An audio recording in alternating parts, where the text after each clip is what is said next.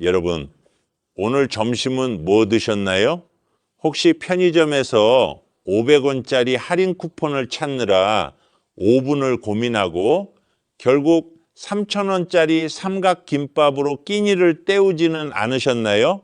그런데 말이죠. 그렇게 아낀 돈으로 이번 주말엔 1인당 15만 원 하는 오마카세를 예약하거나 백화점 향수 매장 앞에서 1시간 넘게 줄을 서서 20만 원짜리 한정판 향수를 사지는 않으셨나요?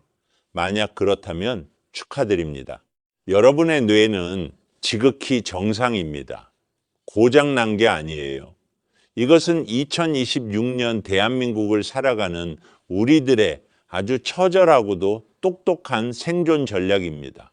오늘은 아침에는 자린고비였다가 오후에는 만수르로 변신하는 우리들의 이 기묘한 이중생활 속에 숨겨진 경제학적 비밀을 아주 깊숙이 파헤쳐 보겠습니다.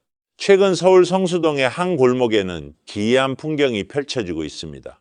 매일 아침 8시면 갓 구운 빵을 단돈 500원, 1,000원에 팔겠다는 초저가 빵집 앞에 수백 명의 사람들이 줄을 섭니다.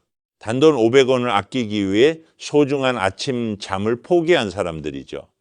그런데 재밌는 건 그 줄에서 500원짜리 빵을 산 사람들이 향하는 다음 목적지입니다.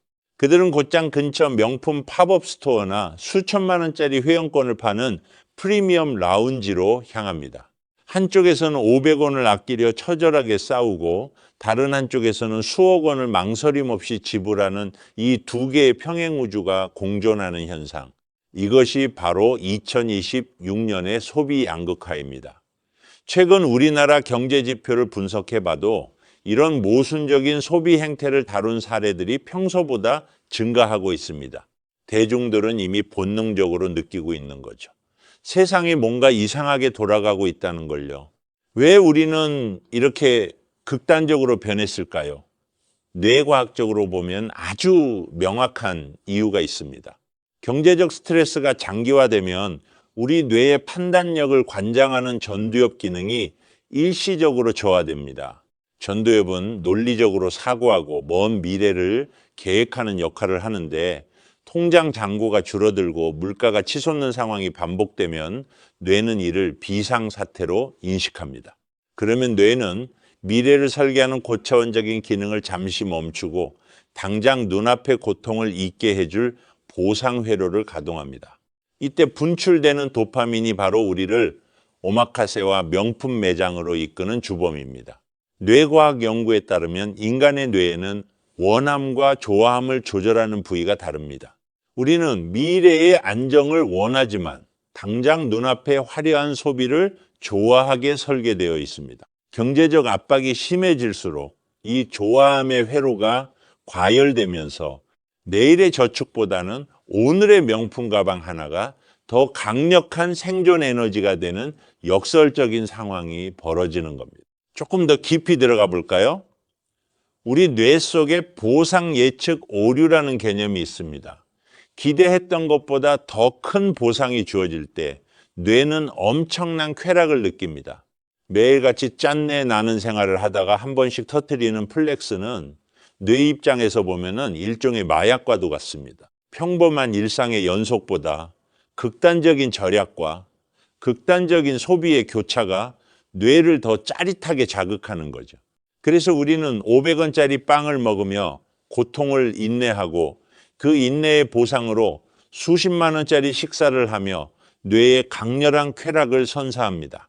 이것은 단순한 낭비가 아니라 메마른 일상에 도파민을 수혈하는 긴급 구호 활동에 가깝습니다. 이런 현상은 사실 역사적으로도 반복되어 왔습니다. 1929년 미국 경제 대공황 시절을 기억하시나요? 당시 공장들이 문을 닫고 실업자가 넘쳐나던 최악의 불황기에도 유독 매출이 급증한 상품이 있었습니다. 바로 립스틱입니다. 비싼 옷이나 보석은 살 수 없지만 비교적 저렴한 립스틱 하나로 기분 전환을 하려는 여성들의 심리가 반영된 립스틱 효과의 탄생이었죠. 1970년대 오일 쇼크 당시에도 사람들은 큰 가전제품 구매는 미뤘지만 작은 화장품이나 기호식품 소비는 오히려 늘렸습니다. 그런데 2026년의 불황 소비는 과거와는 결이 조금 다릅니다. 과거에는 단순한 대체제를 찾는 수준이었다면 지금은 정신적 보상을 위한 극단적 선택에 가깝습니다. 일본의 사례를 보면 더욱 흥미롭습니다. 잃어버린 30년을 겪은 일본의 사토리 세대는 일찌감치 커다란 꿈을 포기했습니다. 대신 그들은 편의점의 프리미엄 디저트나 작고 확실한 취미에 집중했죠. 중국의 탕핑족은 한 걸음 더 나아갔습니다. 아예 사회적 경쟁에서 내려와 최소한의 생존 소비만 하며 들어 누워버렸습니다. 그런데 한국의 2026년은 이들과 또 다릅니다. 우리는 들어 눕지 않습니다. 오히려 더 치열하게 절약하고 그 에너지를 모아 한 번에 폭발시킵니다. 미국의 젊은이들 사이에서 유행하는 둠스데이 쇼핑과 우리의 플렉스 문화가 묘하게 결합된 형태죠. 어차피 집도 못 사고 결혼도 못 할 거라면 종말이 오기 전에 가장 화려한 오늘을 보내겠다는 처절한 외침이 우리의 소비 속에 녹아 있습니다.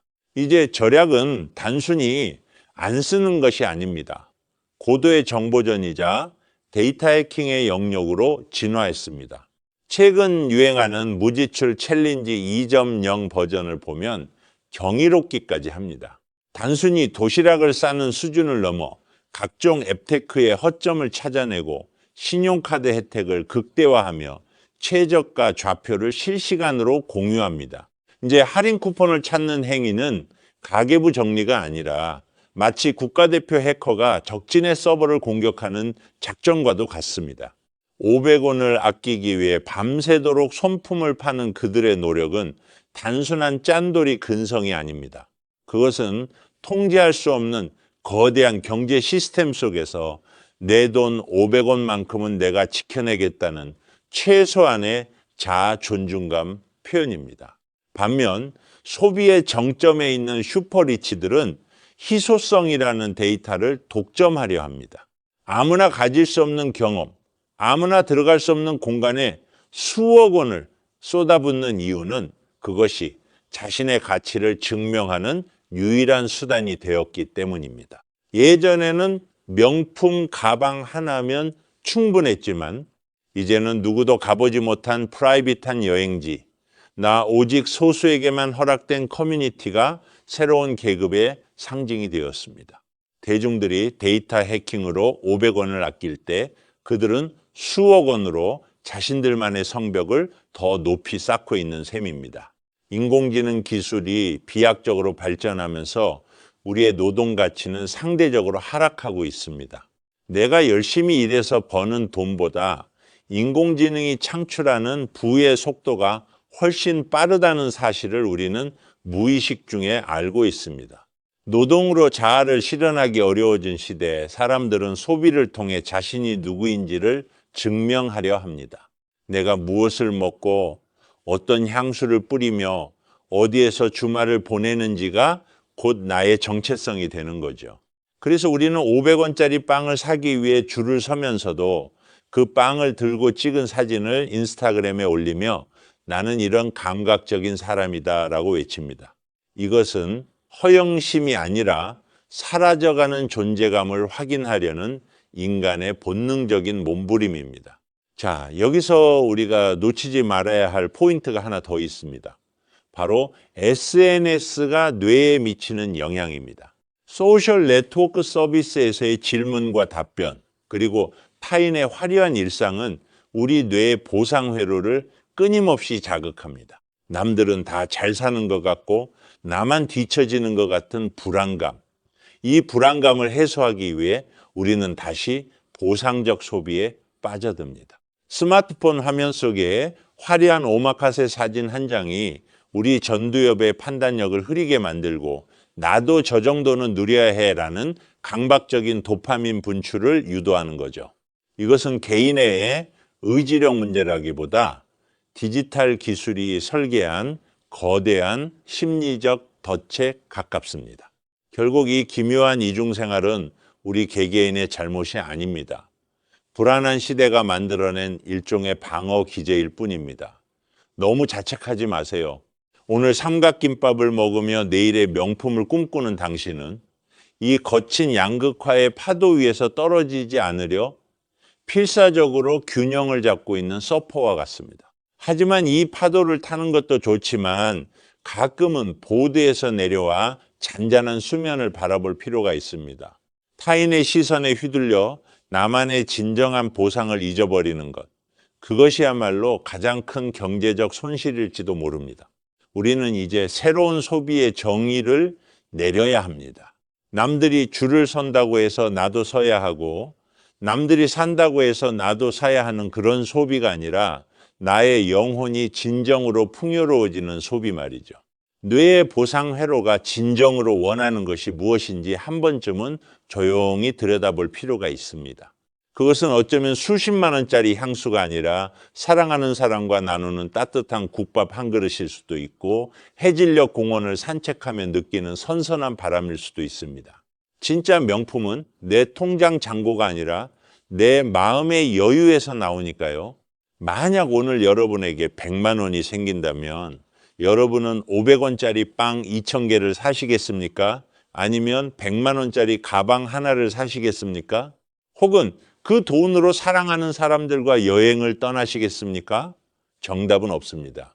다만 그 선택이 타인의 시선이 아닌 여러분의 진심에서 우러나온 것이길 바랍니다. 자, 이제 여러분께 묻겠습니다. 여러분의 오늘 점심은 생존이었나요? 아니면 사치였나요? 혹은 그 둘이 묘하게 섞인 여러분만의 특별한 선택이었나요? 댓글로 여러분의 오늘 하루 소비 이야기를 들려주세요.